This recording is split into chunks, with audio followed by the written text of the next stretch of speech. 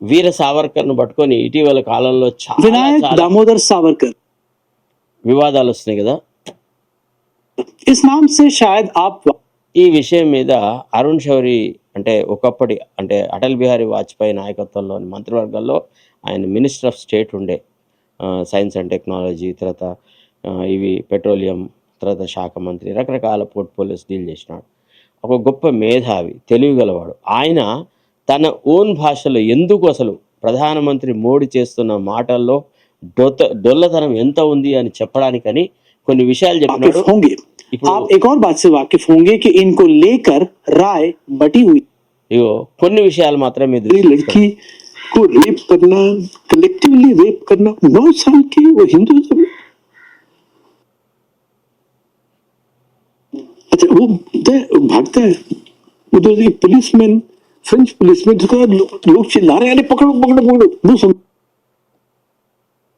ఇక్కడ ఆ ఇంటర్వ్యూ చేసే వ్యక్తి ఒక ఆయన అంటాడు, ఏమని మీరు భారతీయ జనతా పార్టీలో ప్రముఖమైన పాత్రలు పోషించారు, అటల్ బిహారీ నాయకత్వంలో మంత్రిగా పనిచేసినారు, మీరు మొదటి నుంచి రైటిస్ట్ భావాలు గలవాళ్ళు, భారతీయ జనతా పార్టీలో ఒక ఫౌండర్ లాగా ఒక అంతర్భాగంగా ఉన్న వ్యక్తి, మీరు ఇటీవల మోడీకి సంబంధించిన వ్యవహారాల్లో ఎందుకు విమర్శలు చేస్తున్నారు అని అంటే ఆయన చెప్పిన మాట ఏంది, హిందుత్వం వేరు హిందూయిజం వేరు.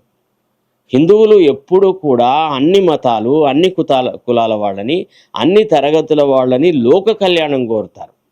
మన అన్ని మంత్రాల తర్వాత మనం ఏ గుళ్ళోకి పోయినా, ఏ పూజలు చేసినా లాస్ట్‌కి ఏం చెప్పిస్తాడు అయ్యగారు, సర్వే జనా సుఖినో భవంతు, అందరూ ఆనందంగా ఉండాలి, అందరూ ఆప్యాయతతో ఉండాలి, అందరి ప్రేమానురాగాలు మనకు కావాలంటారు. మనం రాముడి కళ్యాణం జరుగుతుంది, అందరూ ఎంత చక్కగా జమైతారు. ఇంక 4 రోజులైతే అది వస్తుంది, రేపు మహాశివరాత్రి శివ కళ్యాణం జరుగుతుంది. అక్కడ మనం ఎంతమంది లక్షలాది మందిగా జమై హిందువులం ఎంత చక్కగా కలిసి ఉంటాం.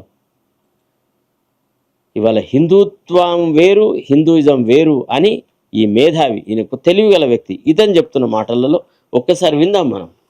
और वो इंक्वायरी रिपोर्ट कोई सोरोस ने नहीं छापी, वो गवर्नमेंट ऑफ बॉम्बे ने 1956 में छापी हुई है।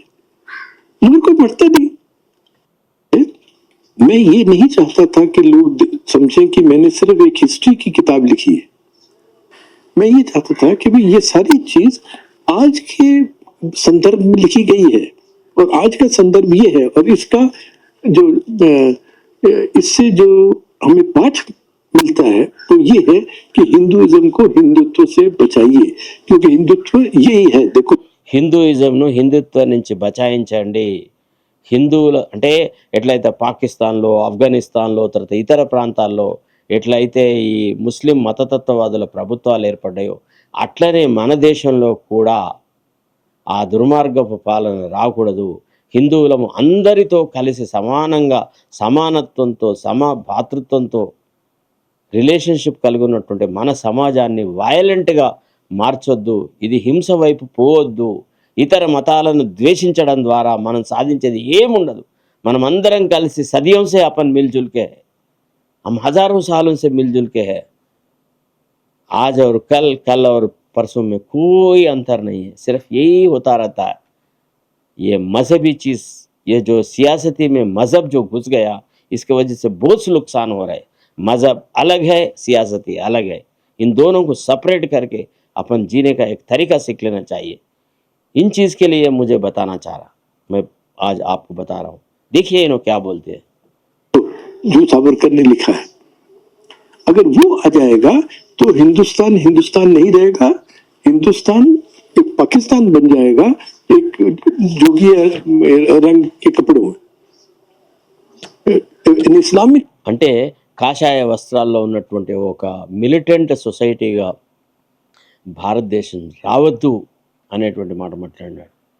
యాక్చువల్లీ ఇతని ఉపన్యాసం విన్న తర్వాతనే, ఇతని ఇంటర్వ్యూ చూసినాకనే నాకు అసలు ఈయన ఉపన్యాసం చూస్తుంటే అసలు ట్రిలియన్లో ఎన్ని సున్నాలు ఉంటాయో నాకే తెలియదు అనే మాట మాట్లాడారు. అరే గంత పెద్ద పండితుడు ఆయనకే తెలియకుండా మరి నాకెట్ట తెలుస్తుంది అని చెప్పేసి నేను ఆ ట్రిలియన్ అంటే ఏంది అని అంత రాత్రి లెక్కలు కట్టి అది ఈరోజు మీ ముందుకు తీసుకొచ్చినాను. సో ఇట్లా దేశ వ్యవస్థ సర్వనాశనం అవుతుందన్నమాట.